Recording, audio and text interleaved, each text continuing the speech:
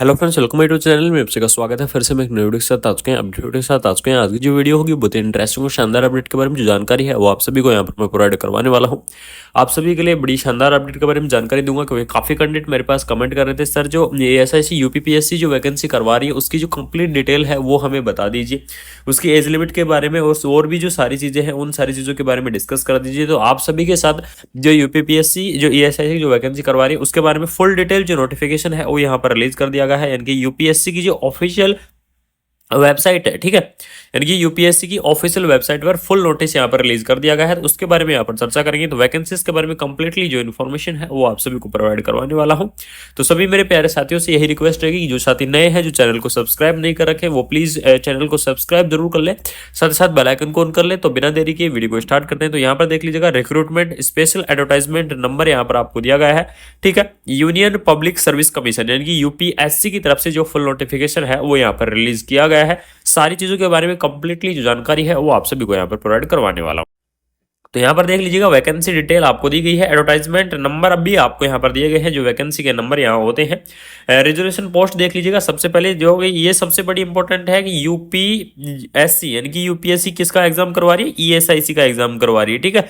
तो ईएसआईसी का एग्जाम के लिए यूपीएससी ने फुल नोटिफिकेशन यहाँ पर रिलीज किया है। तो यहाँ पर देख लीजिए, जनरल की सीट है 892, ईडब्ल्यूएस की है 193, ओबीसी के लिए है 446, एससी के लिए 235, एसटी के लिए 164, पीडब्ल्यूडी के लिए 168, ठीक है। इस प्रकार से जो टोटल पोस्ट है यूपीएससी करवा रही है, 1938 पोस्टों पर जो भर्ती है वो आपकी यहाँ पर करवा रही है, ठीक है। बाकी डिटेल आप सभी को पता ही है, क्योंकि लास्ट डेट का भी आपको काफी सारे कैंडिडेट को नहीं पता होगा। अगर नहीं पता है तो मैं बिल्कुल आपको इस वीडियो के अंदर कंप्लीटली डिटेल है वो आप सभी को प्रोवाइड करवाने वाला हूँ। तो यहाँ पर देख लीजिएगा, जो पे स्केल है वो पे स्केल आपको दिया गया है लेवल 7 के हिसाब से। जो सैलरी है वो आपकी रहने वाली है, यानी कि सैलरी आपकी बहुत ही अच्छी खासी यहाँ पर देखने को मिलेगी। लगभग आपकी 75,000 के आसपास जो सैलरी है वो स्टार्ट हो जाती है यूपीएससी ईएसआईसी की, ठीक है। उसके बाद में एज लिमिट यहाँ पर देख लीजिए, काफी कैंडिडेट इसके पास मेरे पास रेगुलरली कमेंट आ रहे हैं कि सर यूपीएससी जो एग्जाम करवा रही है ईएसआईसी का, उसकी एज लिमिट, इसकी एज लिमिट आप यहां पर देख लीजिएगा 30 ईयर है, किसके लिए, जनरल और ईडब्ल्यूएस कैटेगरी के लिए, ठीक है। यानी कि जो जनरल और ईडब्ल्यूएस कैटेगरी है उसके लिए आपको 30 ईयर यहां पर एज लिमिट दी गई है। उसके बाद में ओबीसी कैटेगरी के लिए 33 ईयर एज लिमिट आपको यहां पर दी गई है।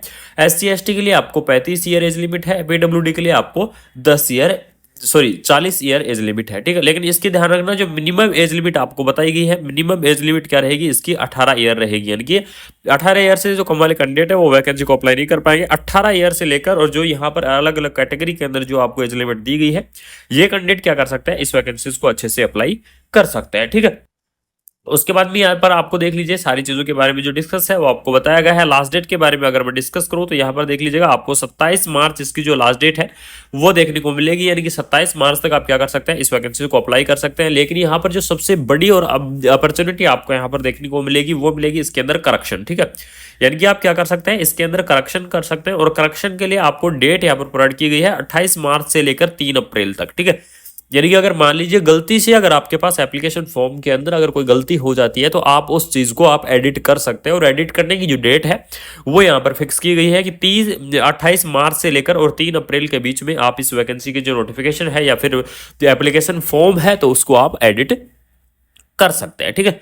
उसके बाद में नेक्स्ट चलते हैं, यहाँ पर आपको सिलेबस आपको प्रोवाइड किया गया है। तो सिलेबस के बारे में कंप्लीटली जो जानकारी अलग से दूंगा। यहाँ पर देख लीजिए, एग्जाम सेंटर भी आपको दे दिए गए हैं कि आपके जो एग्जाम सेंटर हैं वो कहाँ कहाँ रहने वाले हैं। तो ऑल ओवर इंडिया आपके जो एग्जाम सेंटर है वो देखने को मिलेंगे। तो यहाँ पर देख लीजिएगा, टोटल आपके 80 जो एग्जाम सेंटर हैं वो प्रोवाइड किए गए हैं, ठीक है। यानी कि यूपीएससी ने ईएसआईसी वैकेंसी के लिए 80 जो आपके एग्जाम सेंटर हैं वो प्रोवाइड किए गए हैं। तो इसकी जो डिटेल वीडियो है कि एग्जाम सेंटर कहाँ कहाँ रहने वाले हैं, वो चीज़ भी आपको यहाँ पर प्रोवाइड करवाने वाला हूँ। एग्जाम की जो लास्ट डेट है वो आप सभी को पता ही है कि 7 जुलाई क्या है, इसके एग्जाम की लास्ट डेट है। यानी कि 7 जुलाई को आपका ईएसआईसी का जो एग्जाम है वो यहाँ पर कंडक्ट करवाया जाएगा।